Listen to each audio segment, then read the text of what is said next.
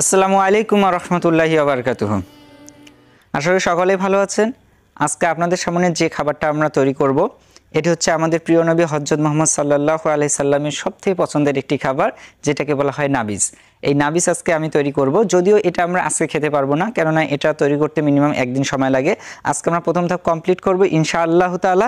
এরপরে এটা আমরা রেখে দিব একদিনের জন্য। এরপরে আমরা পরের দিন অর্থাৎ আগামীকালকে যদি আল্লাহ তাআলা আমাদেরকে বাঁচিয়ে রাখে, কোনো বিপদ আপদ না হয়, পুরোটা সম্পূর্ণ করে আপনাদেরকে দেখাবো।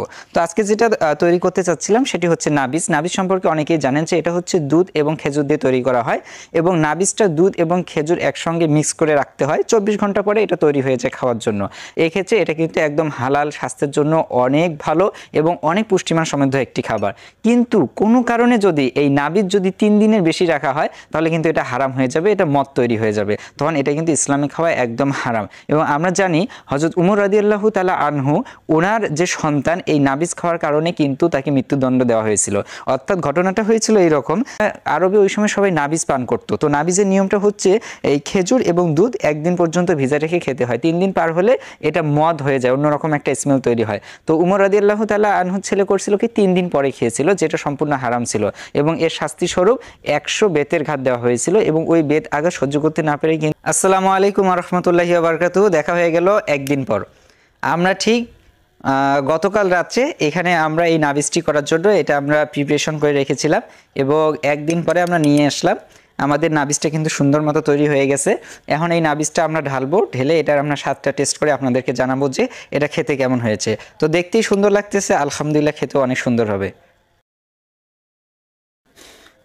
মাশাআল্লাহ, আলহামদুলিল্লাহ, দেখতে পাচ্ছেন কত সুন্দর। এটা কিন্তু কেকের ফর্মের মতো করে কিন্তু এটা কিন্তু ভেসে উঠছে। আমরা এই পর্যন্ত রাখছিলাম, ফুলে উঠছে, কত সুন্দর সাদা একটা আবরণ দেখা যাচ্ছে।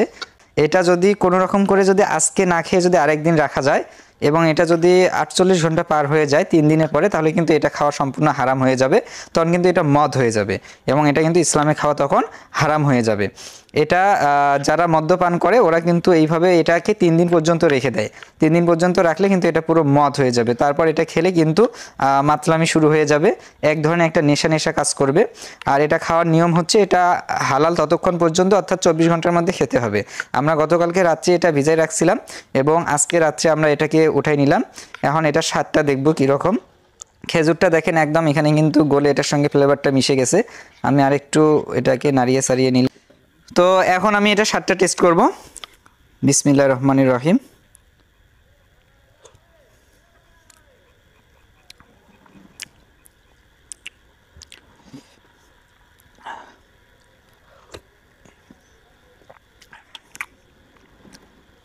মাশাআল্লাহ, অনেক সুন্দর একটা স্বাদ।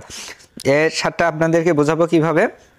এটা হচ্ছে দধি, কিছুটা দধির মতো, কিছুটা ছানার মতো একসঙ্গে মিক্স করলে, আপনাকে সহজ ভাষায় যদি বলতে চাই যে লাচ্ছির যেরকম একটা স্বাদ আসে, ঠিক কিছুটা লাচ্ছির স্বাদের মতো, কিন্তু এটা নর্মাল। তার সঙ্গে এটা যে খেজুরের ফ্লেভারটা আছে এবং একটু টকটক ভাব আছে, এবং সব মিলে কিন্তু অসাধারণ একটা, এবং এটা শরীরের জন্য এতটা ভালো, উপকারী। যদি নিয়মিত কেউ নাবিজ খায়, তার যে শারীরিক যত প্রকার সমস্যা আছে ইনশাল্লাহ দূর হয়ে যাবে, শারীরিকভাবে সুস্থতা লাভ করবে, এবং অনেক ধরনের বেনিফিট পাবে। এটার মধ্যে প্রচুর পরিমাণে পুষ্টি রয়েছে। এবার আমরা সবাই এটার একটু করে স্বাদটা দেখবো ইনশাল্লাহ। মাশাআল্লাহ, অনেক সুস্বাদু, অনেক দারুণ একটা খানা। মাশাআল্লাহ, আলহামদুলিল্লাহ, অনেক মজা হয়েছে। আপনারা খায় টেস্ট করে দেখবেন কেমন লাগে। আলহামদুলিল্লাহ, অনেক ভালো হয়েছে।